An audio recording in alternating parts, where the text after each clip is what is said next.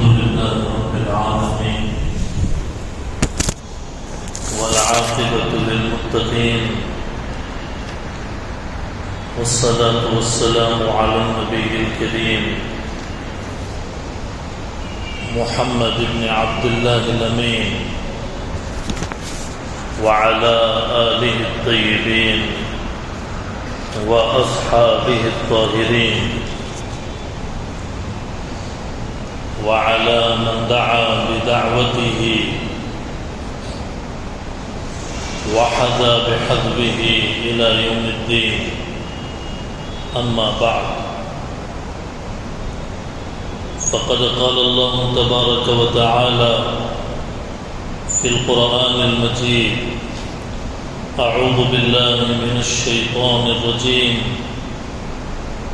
بسم الله الرحمن الرحيم ما آتاكم الرسول فخذوه وما نهاكم عنه فانتهوا واتقوا الله إن الله شديد العقاب صدق الله العلي العظيم وصدق رسوله النبي الأمي الكريم ونحن على ذلك لمن الشاهدين والشاكرين والحمد لله رب العالمين اللهم صل على سيدنا محمد وعلى آل سيدنا محمد وبارك وسلم اللهم صل على سيدنا محمد وعلى آل سيدنا محمد وبارك وسلم اللهم صل على سيدنا محمد وعلى آل سيدنا محمد وبارك وسلم بزرگان محترم، سامعین عالی وقار، عزیزان ملت محترم قرار دیا، منہا اربعۃ حرم،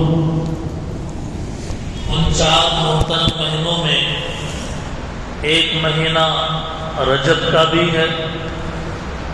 مفسرین نے اس کی وضاحت کی ہے، یہی وجہ ہے کہ اللہ کے نبی علیہ السلام بھی جب رجب کا مہینہ شروع ہو جاتا تو دعا فرماتے کہ اے اللہ ہمارے رجب میں اور شعبان میں برکت عطا فرمائیے اور ہمیں رمضان المبارک تک پہنچا دیجیے۔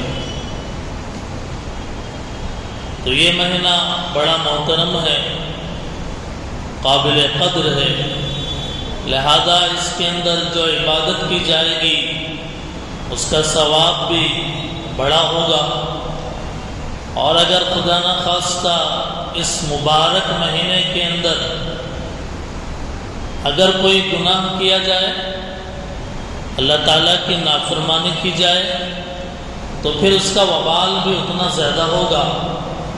ہم نے اگزامپل کے طور پر یہ بات بیان کی تھی کہ جیسے رمضان کے مہینے میں نفل کام کا ثواب اللہ تعالیٰ فرض کے برابر دیتے ہیں، کیونکہ رمضان کا مہینہ برکت والا ہے۔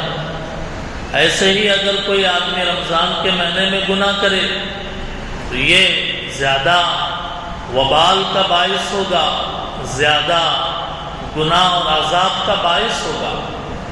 اسی طریقے سے جب یہ مہینہ محترم ہے تو اس مہینے میں عبادت بھی محترم ہے، اور اس مہینے میں اگر کوئی گناہ کرتا ہے تو وہ گناہ بھی بڑے وبال والا ہے۔ چنانچہ غنیت الطالبین میں محبوب سبحانی قطب ربانی حضرت سیدنا شیخ عبدالقادر جیلانی رحمۃ اللہ علیہ، اللہ تعالیٰ آپ کی تربت پہ کروڑوں رحمت نازل فرمائے، آپ نے لکھا ہے کہ رجب کا ایک نام مطہر بھی ہے، یعنی گناہوں سے پاک کرنے والی۔ ایسے ہی رجب کے مہینے کے نام کے تعلق سے اس کا ایک نام کتابوں میں الاسم لکھا گیا ہے، اور ایسے ہی اس کا ایک نام الاصب لکھا گیا ہے، ایسے ہی اس کا ایک نام رجم بھی لکھا گیا ہے۔ یہ مختلف نام ہیں، الاسم، الاصب، رجم، مطہر، یہ سارے رجب المرجب کے نام ہیں۔ چنانچہ یہ مہینہ قابل تکریم ہے، رجب یرجب ترجیب، عربی گرامر کے اعتبار سے یہ احترام کرنا، تعظیم کرنا۔ زمانے جاہلیت میں بھی لوگ اس مہینے کا بہت احترام کرتے تھے اور بہت تعظیم کرتے تھے، اس لیے اس کا یہ نام جو ہے ذکر کیا گیا ہے۔ لہذا یہ چند باتیں جو گزشتہ جمعہ تفصیل کے ساتھ عرض کی گئی، تو ساتھ میں گزشتہ ایک بات یہ بھی بتائی گئی کہ دین اسے سمجھا جائے گا کہ جس پر قرآن کی یا حدیث کی دلیل ہو۔ قرآن میں، حدیث میں، اس کے بارے میں جب رہنمائی کی جائے اور اس کا ذکر قرآن و حدیث میں آئے تو اس کو دین سمجھا جائے گا، اور اگر قرآن اور حدیث میں نہ آئے بلکہ لوگوں کے درمیان یوں ہی مشہور ہو جائے تو اس کو دین نہیں کہا جائے گا۔ اسی لیے مسلم شریف کے اندر حضرت عائشہ رضی اللہ تعالیٰ عنہ کی روایت ہے کہ جو آدمی ہمارے دین کے کاموں میں اگر کوئی نئی چیز ایجاد کرے گا اسے قبول نہیں کیا جائے گا، رد کر دیا جائے گا۔ دیکھیے، ایک جنرل بات ہے، ایک جو ہے مسئلہ آسان ہے کہ اگر دین کے بارے میں حدود اور قیود نہ لگائے جائیں، قرآن اور حدیث کے دلیل کی، حضور کے زندگی کی دلیل کی، صحابہ کے زندگی کے دلیل کی، تابعین اور تبع تابعین کے دور کی، اگر یہ حد نہ بنائی جائے تو ہر آنے والے زمانے میں لوگ اپنی طرف سے دین میں نئی نئی چیزیں ایڈ کرتے چلے جائیں گے۔ وہ جس کے جیسے سمجھ میں آیا اس کے اندر وہ چیز ایڈ کر دی، کسی کی عقل نے کچھ کہا اس کو دین میں ایڈ کر دیا، اضافہ کر دیا، تو ایسے دین محفوظ نہیں رہے گا، دین کی حفاظت نہیں ہو سکے گی، بلکہ اللہ اور اس کے رسول نے جو نہیں کہا، اللہ اور اس کے رسول نے جو نہیں کہا، اور لوگوں کے اپنی اپنی سمجھ سے، اپنے خاندان، اپنے پرکھوں، اپنے دادا پردادا کے ذریعے سے اگر دین کو سمجھا جائے گا، ایک وقت ایسا آئے گا کہ یہ دین صرف لوگوں کے خیالات کا مجموعہ بن کر رہ جائے گا، لوگوں کے اپنے اپنے عادتیں، اپنے اپنے رسوم، اپنے اپنے رواج اس کے اندر داخل ہو جائیں گے۔ اسی لیے اللہ رب العزت نے اس دین کی حفاظت کی، قیامت تک کے لیے اس دین کی حفاظت کی ہے، اور قرآن کو زندہ رکھا۔ آج بھی قرآن محفوظ ہے، احادیث کو اللہ تعالیٰ نے اس کی حفاظت کی، چنانچہ آج بھی ہمارے سامنے احادیث کا ذخیرہ ہے۔ گزشتہ امتوں میں ایسا نہیں ہوتا تھا، توریت نازل کی، زبور نازل کی، انجیل نازل کی، کچھ زمانے کے بعد ایسے ہی لوگوں نے اپنی اپنی طرف سے اس کے اندر اضافے کیے، تو ایک وقت جا کر پوری توریت بدل گئی، زبور بدل گئی، انجیل بدل گئی۔ آج بھی توریت، زبور، انجیل کے نام پہ کتابیں، بکس ہیں، آج بھی یہودیوں کے پاس ہے، عیسائیوں کے پاس ہے، زبور کے نام پہ، انجیل کے نام پہ، توریت کے نام پہ ہے، لیکن اپنی اصلی شکل میں نہیں ہے وہ، بلکہ اس کے اندر لوگوں نے اضافہ کر دیا، لوگوں نے اس کے اندر بڑھا دیا۔ لیکن اللہ کو چونکہ یہ بات منظور تھی کہ یہ نبی محمد صلی اللہ علیہ وسلم آخری نبی ہیں، قیامت تک کوئی نبی نہیں آنے والے، اگر اللہ قرآن کی حفاظت نہ کرتے تو قیامت تک قرآن کے اندر بھی لوگ عدل بدل کرنے کی کوشش کرتے، لیکن اللہ نے اپنے اس کتاب قرآن کی حفاظت کی، اپنے نبی کی زندگی کی حفاظت کی، احادیث کے ذریعے سے، قرآن کے ذریعے سے حفاظت کی ہے دین کی۔ اب قیامت تک کوئی بھی آنے والا اگر دین کو اسے سمجھنا ہے تو قرآن کو پڑھے، حدیث کو پڑھے، اور جو چیز قرآن حدیث اور سیرت نبی اور سیرت صحابہ میں ہے وہ گویا کہ دین ہے. اس کے اگر ان کے زندگی میں وہ بات نہیں ہے تو پھر ظاہر ہے کہ وہ دین نہیں ہے. یہ بات سمجھ میں آئی کہ توریت، زبور، انجیل یہ ایک وقت کے بعد بدل دیے گئے، محفوظ نہیں رہے. اللہ نے قرآن کو محفوظ رکھ کے دین کی حفاظت کی ہے.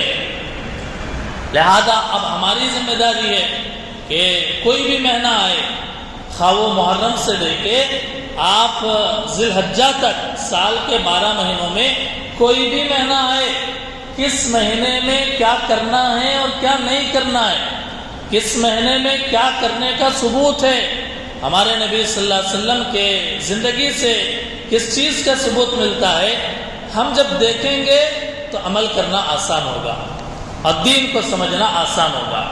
چنانچہ دوستوں اور بزرگوں، اسلام جیسے جیسے آگے بڑھتا رہا ہے، بطور خاص حضور صلی اللہ علیہ وسلم کا دور گزر گیا، حضرت ابوبکر رضی اللہ تعالیٰ عنہ کا دور آیا، حضرت عمر فاروق رضی اللہ تعالیٰ عنہ کا دور آیا، حضرت عثمان غنی رضی اللہ تعالیٰ عنہ کا دور آیا، حضرت علی رضی اللہ تعالیٰ عنہ کا دور آیا.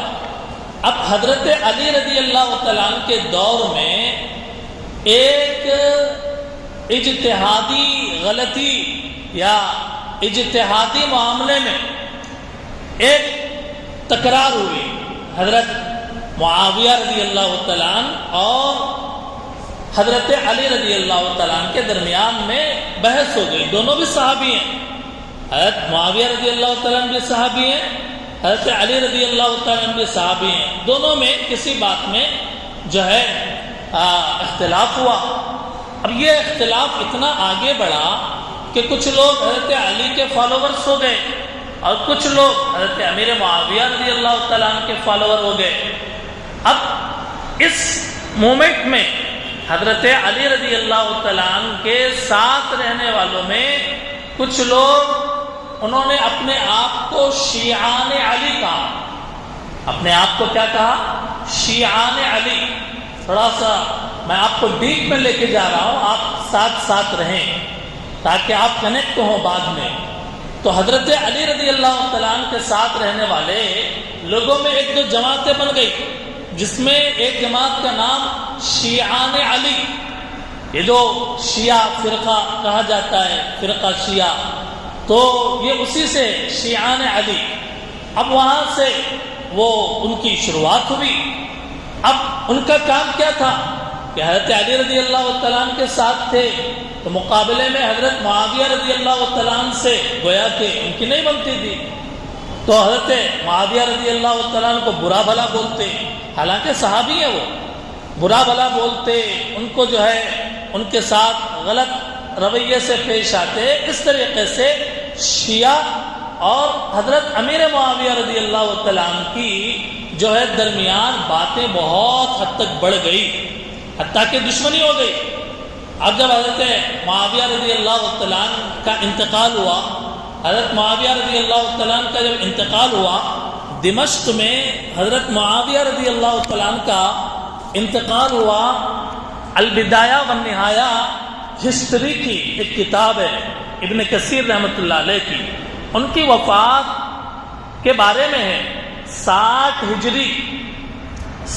ہجری دمشق میں رجب کے مہینے میں حضرت معاویہ رضی اللہ تعالیٰ عنہ کا انتقال ہوا.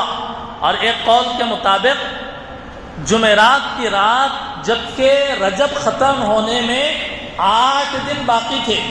رجب کا مہینہ ختم ہونے میں کتنے دن باقی تھے؟ 8 دن باقی تھے. تو حضرت معاویہ رضی اللہ تعالیٰ عنہ کا انتقال ہوا. اب شیعان علی نے جشن منایا. یہ اس بات کا جشن منایا کہ ہمارا ایک دشمن جو معاویہ رضی اللہ تعالیٰ عنہ سے دشمنی کرتے تھے، انہوں نے جشن منایا اور مخصوص طرز کے کھانے پکوائے اور ڈھکے چھپے انداز میں خوشیاں منائی انہوں نے کہ حضرت علی رضی اللہ تعالیٰ عنہ کے جو مقابل میں ہیں حضرت امیر معاویہ رضی اللہ تعالیٰ عنہ، ان کا انتقال ہوا ہے. اب البدایہ والنہایہ کے مطابق جو کتاب کا میں نے ریفرنس دیا ہے آپ کو، اس کے مطابق رجب کے مہینہ ختم ہونے میں 8 دن باقی تھے تو انتقال ہوا حضرت معاویہ رضی اللہ تعالیٰ عنہ کا، تو انہوں نے جشن منایا اور یہ چیز آہستہ آہستہ بڑھتی رہی، آہستہ آہستہ آگے چلتی رہی۔ اب مسلمان مجموعی طور پہ حضرت علی رضی اللہ تعالیٰ عنہ کو بھی حق مانتا ہے کیونکہ صحابی ہیں اور اہل بیت میں ہیں، داماد رسول ہیں، اور حضرت امیر معاویہ رضی اللہ تعالیٰ عنہ کے بارے میں بھی مسلمان یہ کہتا ہے کہ وہ بھی صحابی ہیں، وہ کاتب وحی تھے۔ حضرت معاویہ رضی اللہ تعالیٰ عنہ کیا تھے؟ کاتب وحی تھے، قرآن لکھتے تھے، حضور کے بادوں میں بیٹھ کے قرآن لکھتے تھے حضرت معاویہ رضی اللہ تعالیٰ عنہ۔ تو دونوں کا اپنا اپنا مقام ہے۔ اب جو اختلاف ہوا ہے وہ اختلاف کا فیصلہ کرنے کا ہم کو کوئی حق نہیں۔ حشر کے میدان میں اللہ تعالیٰ ان کے درمیان میں فیصلہ فرمائیں گے۔ دونوں صحابی ہیں، دونوں کا احترام کرنا چاہیے۔ تو یہ ایک بات یہاں تک ہو گئی۔ اب دوسری بات کہ یہ جو شیعان علی کے نام سے جو فرقہ وجود میں آیا، بہت غور سے سنیے گا، جو فرقہ وجود میں آیا تو انہوں نے اپنے 12 امام بنائے۔ انہوں نے کیا بنائے؟ 12 امام۔ انہوں نے کہا کہ ہم حضرت علی رضی اللہ تعالیٰ عنہ کو امام اول مانتے ہیں۔ 12 اماموں میں پہلے امام حضرت علی۔ میں ان 12 اماموں کے نام لکھ کے لایا ہوں۔ پہلا نام حضرت علی رضی اللہ تعالیٰ عنہ، دوسرا نام حضرت حسن، تیسرا حضرت حسین، چوتھا حضرت علی ابن حسین معروف بزین العابدین، سجاد، زین العابدین سجاد کے نام سے، جو چوتھے امام ہیں شیعہ کے، اور 5ویں امام محمد باقر بن علی، اور جی اس کے بعد 6 امام ہیں جعفر صادق، حضرت جعفر صادق، 7ویں ہیں موسیٰ کاظم، اور 8ویں ہیں علی رضا، 9ویں ہیں حضرت محمد تقی رحمہ اللہ، 10ویں ہیں حضرت علی نقی، اور 11ویں ہیں حضرت حسن عسکری، 12ویں ہیں محمد بن حسن عسکری۔ یہ شیعہ نے اپنے یہ 12 امام بنائے۔ اب انہوں نے ایک الگ عقائد کو اختیار کیا، الگ عقائد میں جو ان کی کتابوں میں ہے، ہماری طرف سے کوئی نہیں، خود شیعہ حضرات کی جو کتابوں میں ہے، ان کے اپنے یہ 12 اماموں کو وہ نبیوں کی طرح معصوم مانتے ہیں۔ نبی کا جیسا مقام ہے، یہ 12 امام کا وہ مقام ہے۔ ان کی اطاعت کرنا فرض ہے، جو ان کی اطاعت نہ کرے وہ مومن نہیں۔ اور ان اماموں کو اللہ کی طرف سے ایک نئی کتاب، نئی شریعت دی گئی۔ انہیں حضرت سلیمان علیہ السلام کی انگوٹھی دی گئی، حضرت موسیٰ علیہ السلام کا عصا دیا گیا۔ اب یہ 12 امام جس چیز کو حلال چاہیں حلال کر دیں اور جس کو حرام چاہیں حرام کر دیں۔ اب یہ جو عقائد ہیں، اب ایک خطرناک عقیدہ ان کا یہ بھی ہے کہ قرآن کریم کے 30 پارے نہیں ہیں بلکہ زیادہ ہیں۔ قرآن کریم کے اندر بھی تبدیلی ہو گئی ہے۔ حضرت جبرائیل علیہ السلام کے بارے میں ان کا یہ ماننا ہے کہ وہ خیانت کیا ہے حضرت جبرائیل علیہ السلام نے، کہ اصل اللہ کی وحی حضرت علی رضی اللہ تعالیٰ عنہ کے پاس آنی تھی، لیکن حضرت جبرائیل علیہ السلام نے خیانت کر کے وحی محمد صلی اللہ علیہ وسلم کے پاس لے کے گئے۔ اتنی بڑی بات کون کہہ سکتا ہے؟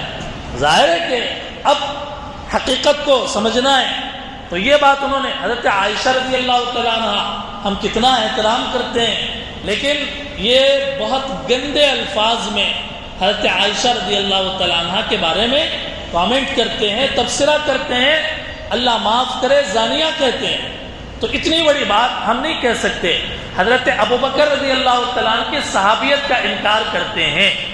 یہ ایک مختصر سا خلاصہ میں نے آپ کے سامنے پیش کیا ہے کہ اب اس سلسلے کے اندر جو 12 نام ہم نے پیش کیے، ان میں 6واں جو نام ہے حضرت جعفر صادق، حضرت جعفر صادق رضی اللہ عنہ و رحمۃ اللہ علیہ۔ حضرت جعفر صادق کے والد کا نام محمد باقر اور 17 ربیع الاول سن 83 ہجری 83 ہجری کو جمعے کے دن مدینے میں آپ کی ولادت ہوئی. حضرت جعفر صادق رضی اللہ تعالیٰ عنہ کی ولادت ہوئی 17 ربیع الاول کو سن 83 ہجری جمعے کے دن مدینے میں ولادت ہوئی اور انتقال 15 شوال 145 ہجری. انتقال کب ہوا؟ 145 ہجری 15 شوال رمضان کے بعد کا مہینہ ہے. وفات ہوئی ہے. آپ کا نام جعفر ہے، کنیت ابو عبداللہ ہے، لقب صادق ہے. آپ امام محمد باقر کے بیٹے ہیں جو حضرت حسین رضی اللہ تعالیٰ عنہ کے پوتے ہیں.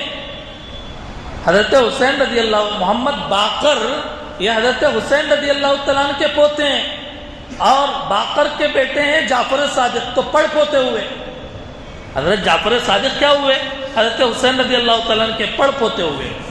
ماں کی طرف سے ننیال کی طرف سے حضرت جعفر صادق رضی اللہ تعالیٰ عنہ کا جو رشتہ ہے حضرت ابو بکر رضی اللہ تعالیٰ عنہ سے بھی ملتا ہے.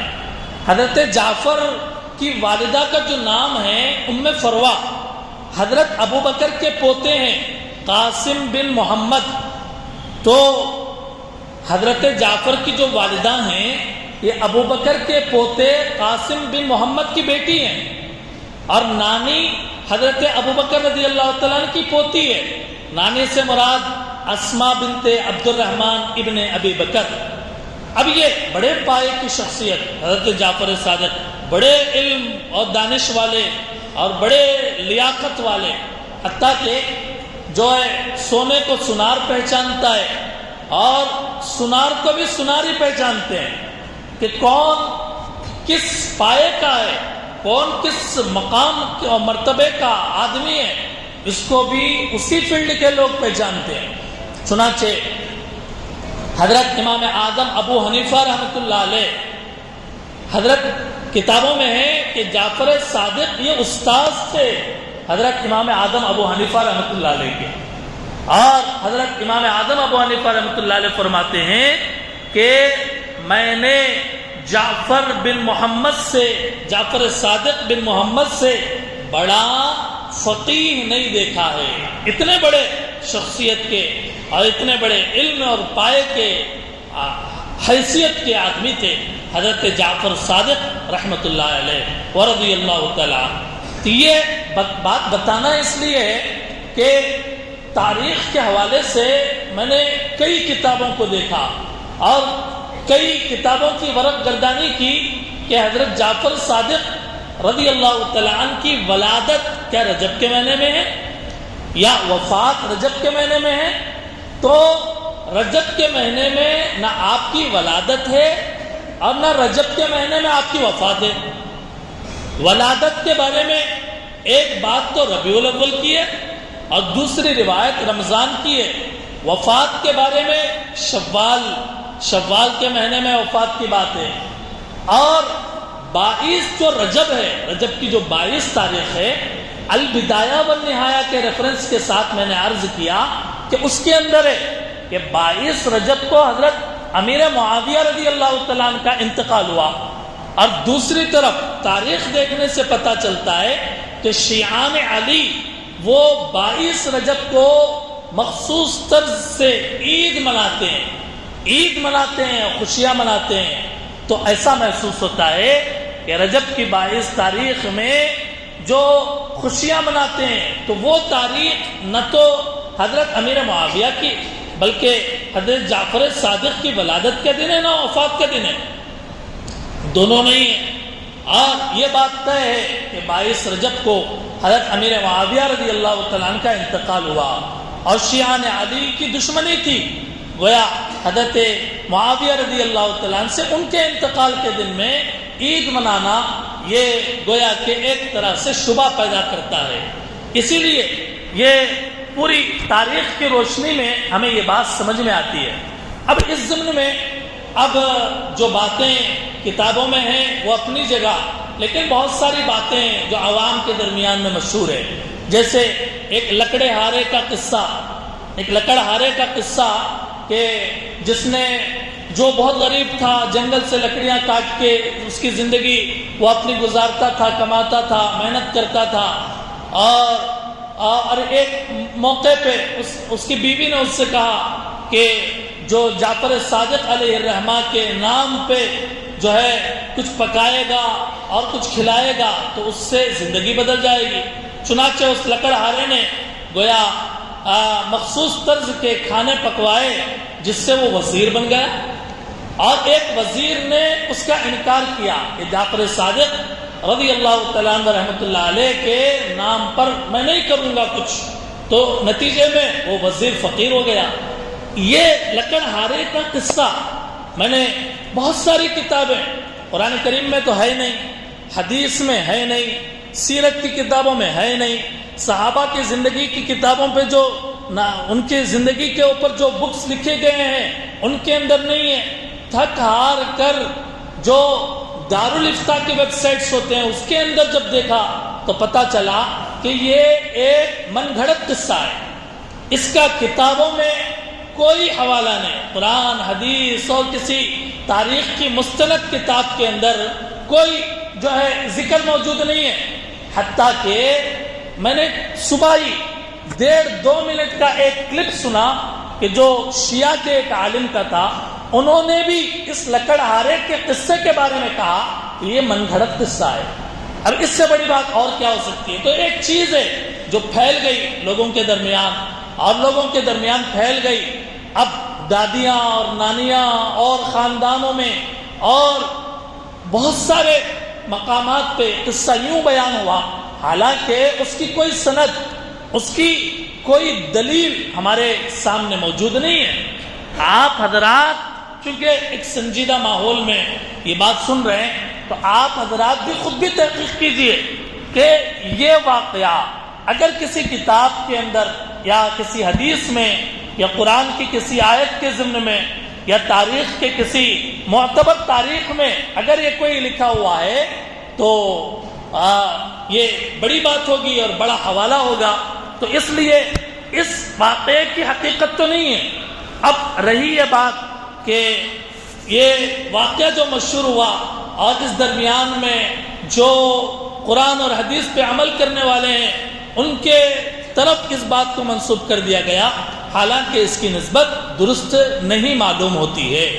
چنانچہ رجب کے مہینے کے اندر جو کرنے کے کام ہیں، ایک تو دعا، کہ اللہ کے نبی علیہ السلام جیسے دعا کرتے تھے اللہم بارک لنا فی رجب و شعبان وبلغنا رمضان، اس دعا کا بطور خاص اہتمام کریں، اس دعا کا بطور خاص اہتمام کریں۔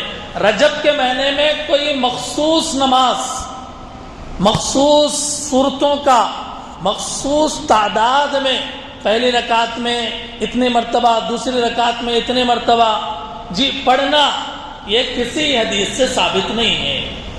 مخصوص نمازیں آپ نفل نمازوں میں قرآن کی جو سورت جتنی مرتبہ پڑھنا چاہیں پڑھ سکتے ہیں، لیکن ایک خاص نماز کا طریقہ بنا کر اگر دین کہا جائے گا تو ہم دین ہونے کے لیے قرآن حدیث اس کا مشاہدہ کریں گے اور اس کی طرف دیکھیں گے۔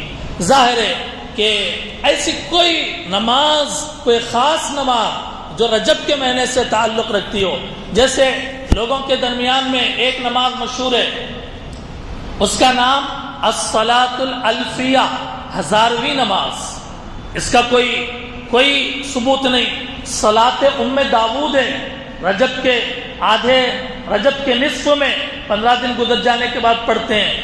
ایسے ہی ایک نماز صلاۃ الرغائب ہے، صلاۃ الاثنا عشریہ بھی اس کو کہا جاتا ہے۔ یہ بھی نماز جو ہے مخصوص انداز میں پڑھی جاتی ہے، حدیث کے اندر اس کی بھی کوئی دلیل نہیں ہے۔